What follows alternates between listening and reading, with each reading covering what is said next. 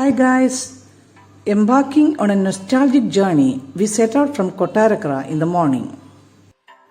Palode, a picturesque town in Thiruvananthapuram district, holds a special place in my mind.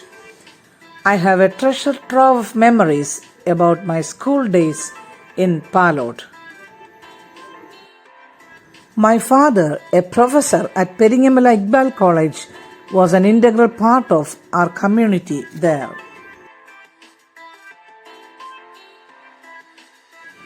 After a gap of 40 years, I'm excited to revisit the familiar streets, relive cherished memories, and rediscover the charm of Palode.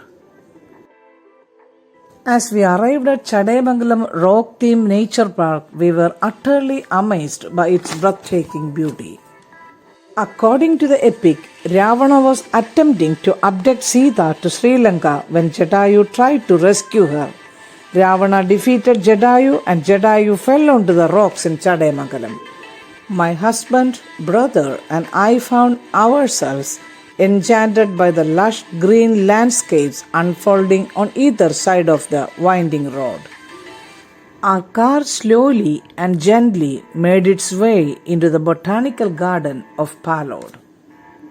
Upon entering the botanical garden, our attention was drawn to a tree planted by our former Honorable Chief Minister E.K. Nayanar.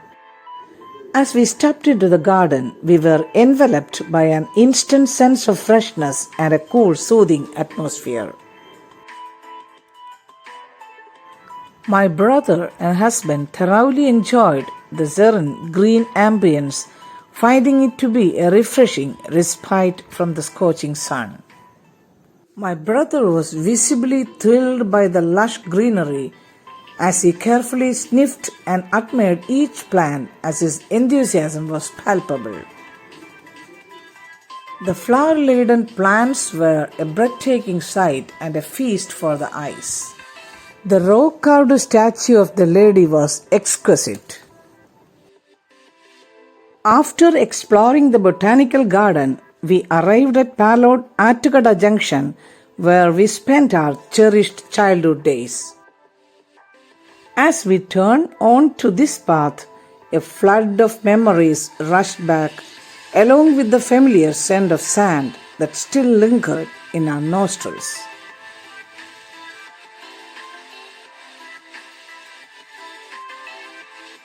This path led to our childhood home, a place where countless memories were made. As we caught sight of our house's compound wall on the left side, excitement surged through us and a tidal wave of memories came flooding back. This house holds a special sentimental value as every single brick was lovingly handmade by my parents, infusing it with their love, sweat and toil.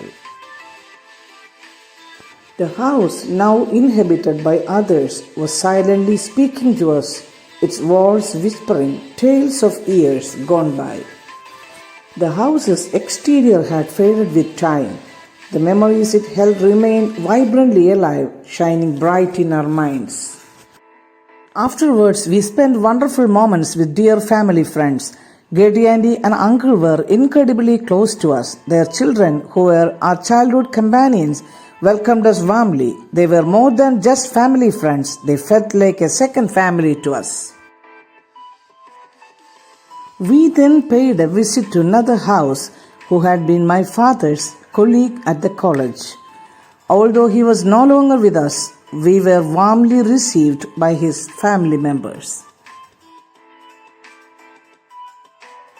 With a mix of nostalgia and fond memories, we bid a bittersweet farewell to our childhood home and dear friends and continued on our journey.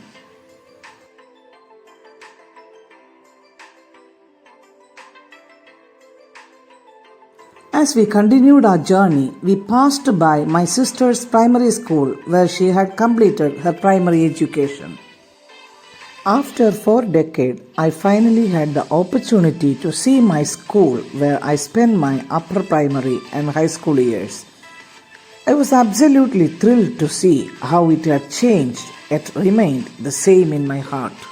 After a long and tiring journey, we stopped at a hotel to refuel with a delicious lunch.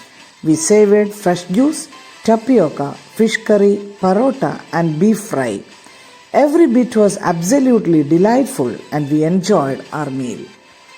My brother couldn't resist teasing me with some chocolate balls.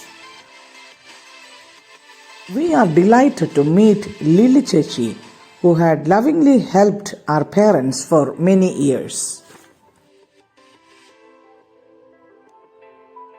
When we arrived at one of our dear sister's house, she warmly welcomed us with eager anticipation. We spent quality time with her and her lovely family.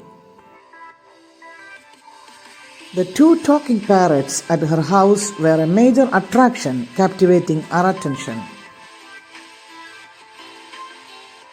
Meanwhile, she proudly showed off her lush gooseberry tree and offered a cover of gooseberry to us. She also took the opportunity to share with us the various uses and benefits of gooseberries, even for good hair growth. Gooseberries dipped in salt water was incredibly yummy, left our mouths watering. After a warm farewell, we bid goodbye to our dear sister and her family and set off towards our final destination, our cousin sister's house.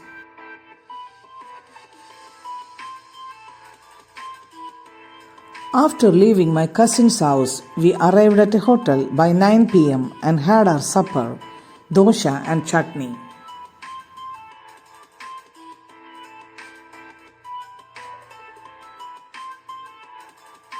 Following the meal, we headed back home.